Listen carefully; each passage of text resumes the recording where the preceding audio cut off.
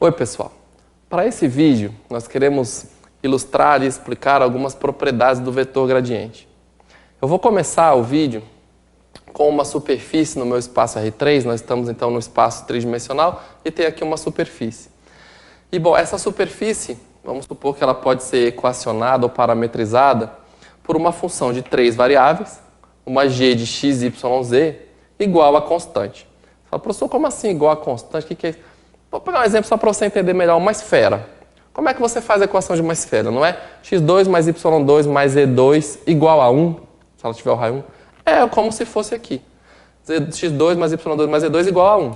Mas eu não quero só uma esfera, eu quero pegar qualquer superfície que possa ser escrita dessa forma. Então as 3 variáveis estão vinculadas sendo igual a uma constante, que pode ser 1, 0, tanto faz.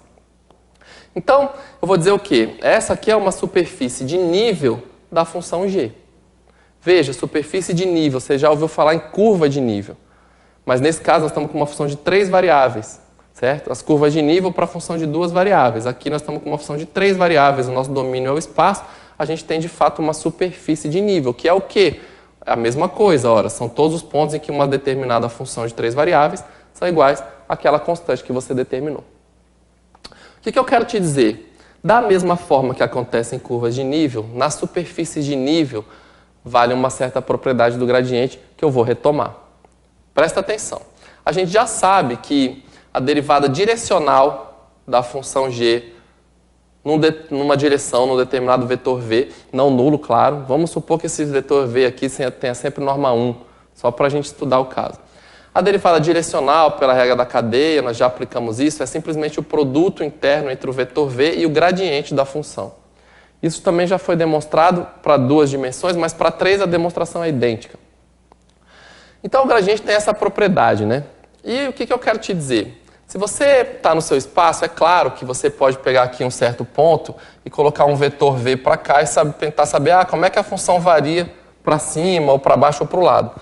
Mas como você está numa superfície de nível, o que eu queria começar falando é, se você pegar uma curva em cima da superfície e pegar esse vetor v tangente à superfície, portanto, esclarecendo, uma curva que está totalmente contida na superfície tem um vetor tangente na superfície. Obviamente, supondo que a superfície é toda diferenciável, né? Seja suave. Então, você tem um vetor tangente aqui em cima da superfície. Se você anda em cima da superfície de nível, a sua função nunca muda o valor, porque ela é sempre igual a k. Se ela não muda o valor, a derivada tem que ser zero, certo? A derivada de toda constante é zero. E quer dizer o quê? Que o seu gradiente é perpendicular a esse vetor v. Mas você pode, já que você está numa superfície, você pode pegar uma outra curva em cima da superfície e pegar outro vetor. E de fato você pode pegar vários vetores, né, pessoal? Se você pegar outras curvas, você pode pegar vários vetores, todos eles tangentes à superfície. E o vetor gradiente tem que ser perpendicular a todos eles, porque nesse caso isso daqui vai dar zero. Você está em cima da superfície. Então o seu vetor gradiente necessariamente é perpendicular à sua superfície de nível, em todos os pontos. Quando eu falo perpendicular à superfície, o que eu estou dizendo? Que se você traçar o plano tangente aqui, ele é perpendicular ao plano. Então ser perpendicular à superfície num ponto de uma superfície diferenciável é ser perpendicular ao plano tangente àquela superfície. Ótimo. E para que eu quero usar isso? Para demonstrar uma propriedade muito bonita da distância entre um ponto e uma superfície. Presta atenção agora. Eu vou considerar então aqui que eu tenho um ponto. Esse ponto aqui eu vou chamar de P1. P1 vai ter coordenadas x1, y1 e z1. Ótimo. E eu quero dizer o seguinte. Para cada ponto da minha superfície, eu posso medir a distância desse ponto a P1. Então, se eu pegar um ponto aqui, eu posso medir essa distância. Se eu pegar um ponto aqui, eu posso medir essa distância. Eu posso fazer uma função definida na superfície, em todos os pontos x, y, z da superfície, que meça a distância até o P1. De fato, eu vou usar a função que mede a distância ao quadrado para facilitar minhas contas. Dá na mesma quando eu quero minimizar ou maximizar. E aí eu quero dizer o seguinte, por exemplo, aqui no meu desenho, qual é o ponto que minimiza a distância da superfície até P1? Qual é o ponto de mínimo? Então, se eu medir todas as distâncias, ora, por aqui, eu devo ter um ponto de mínimo. Esse ponto de mínimo eu vou chamar de P0. Então, eu vou pegar todos os pontos P, x, y, z da superfície, vou medindo a distância. Quero achar um ponto P0 que seja um ponto da distância mínima. E poderia ser a máxima também. Quando eu achar esse ponto de distância mínima, o que eu quero te dizer? A distância bem retinha aqui, se você traçar uma reta entre P1 e P0, essa reta que minimiza a distância entre um ponto fora da superfície e a própria superfície é perpendicular à superfície. Então, se eu traçar um plano tangente aqui em cima do meu P0, essa reta é perpendicular. De fato, esse vetor, né? Se a gente for colocar aqui, esse daqui ó, é o vetor P1 menos P0. Esse vetor é perpendicular à superfície. E, de fato, dizer que ele é perpendicular à superfície é dizer o quê? Que ele é paralelo ou é múltiplo do vetor gradiente de G. E é isso que a gente quer provar. Tá claro? Então, a primeira coisa que eu vou fazer é, eu vou considerar a minha função f, definida na superfície, eu vou chamar essa superfície de S. Está definida na minha superfície, nos reais. E a minha f de x, y, z mede a distância ao quadrado de qualquer ponto da superfície até o ponto P1, tá? Então, isso daqui é a distância ao quadrado de qualquer ponto da superfície ao ponto P1. Então, isso aqui é a distância x menos x1 ao quadrado. Nem precisa disso. Mais y menos y1 ao quadrado, mais z menos z1 ao quadrado. Eu quero saber o seguinte. Qual é o ponto de mínimo ou de máximo dessa função? Depois, para esse ponto, eu vou traçar o vetor e vou mostrar que ele é perpendicular ao gradiente, que ele é múltiplo do gradiente da g. Então, eu tenho ainda uma g de x, y, z igual a um certo k.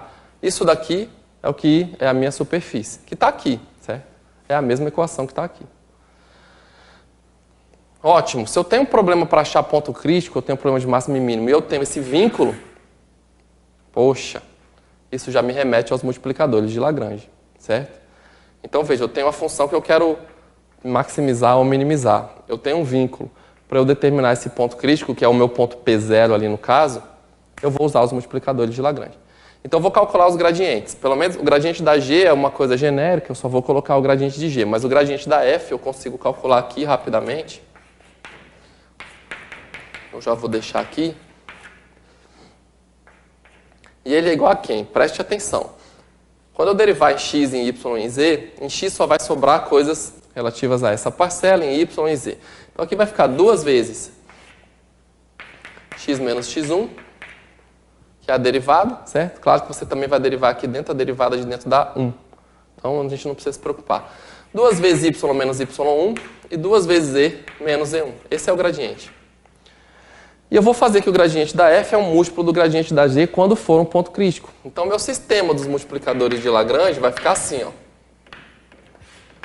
Para um ponto que é crítico, que no meu caso ali eu estou chamando de P0, por exemplo, é um ponto P0, eu vou ter grade de f múltiplo do grade de g. Então, eu vou colocar grade f igual a lambda, gradiente de g, e g igual a k. Ótimo. Mas quem é meu gradiente de f? Se você parar para prestar atenção, o gradiente da f é duas vezes um ponto menos o outro. Quando aqui for um ponto crítico, pessoal, o gradiente da f vai ficar duas vezes, para o meu ponto crítico, x0 menos x1. Agora eu já estou assumindo que o ponto crítico é o x, é o P0. y0 menos y1. z0 menos z1. Isso tem que ser um lambda gradiente de g. No ponto x0, y0 e z0. Tudo bem? Lembre-se, esse aqui agora eu estou assumindo que o P0 é o ponto crítico que satisfaz o meu sistema. Ora, mas isso é justamente duas vezes P0 menos P1 igual a lambda gradiente de g calculado em P0. E é exatamente o que a gente queria provar. Claro, tem um lambda e tem um 2, mas eu quero provar que esse vetor P0 menos P1 ou P1 menos P0, tanto faz, eu só estou interessado na direção, é um múltiplo do gradiente da função no P0. Então, pelos multiplicadores de Lagrange, isso sai direto. De fato, esse vetor, num ponto que minimiza ou maximiza, num ponto crítico na superfície, um ponto que minimiza a distância, esse vetor é perpendicular à superfície, conforme a gente viu aqui, ó, aqui no meu desenho. Então, assim que eu conseguir calcular, assim que eu achei esse ponto P0 aqui, que, por exemplo, minimiza a minha distância, o meu vetor P1 menos P0 ou P0 menos P1 necessariamente é um múltiplo do gradiente, certo? É lambda gradiente G.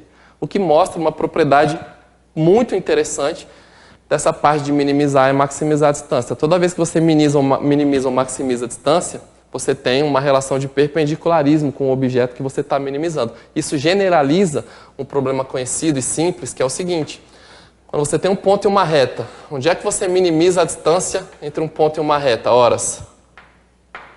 É um segmento que você coloca perpendicular à reta. E agora nota que isso vale para qualquer superfície diferenciável. Tudo bem?